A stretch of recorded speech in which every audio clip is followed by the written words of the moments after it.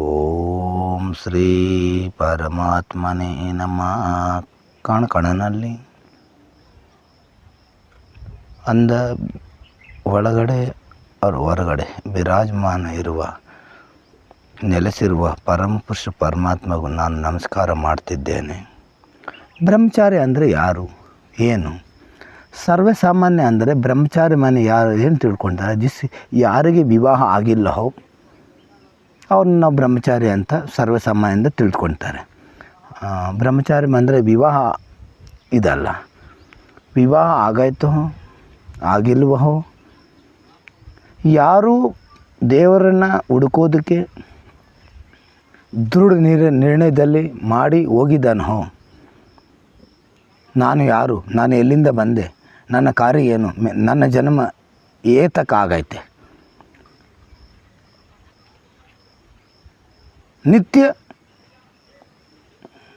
ತತ್ವ ಚಿಂತನೆ ಮಾಡ್ತಾನೋ, ತತ್ವ ಮನೆ ಸ್ವಯಂನ ಚಿಂತನೆ ಮಾಡ್ತಾನೋ,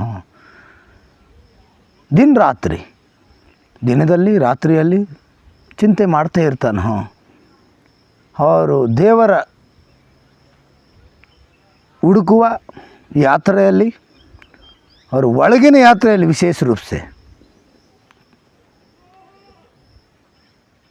ತನ್ನ ಸ್ವಸ್ವರೂಪ ತಿಳಿದುಕೊಳ್ಳೋಕ್ಕೆ ಪ್ರಯಾಸ ಮಾಡ್ತಾ ಇದ್ದಾನೋ,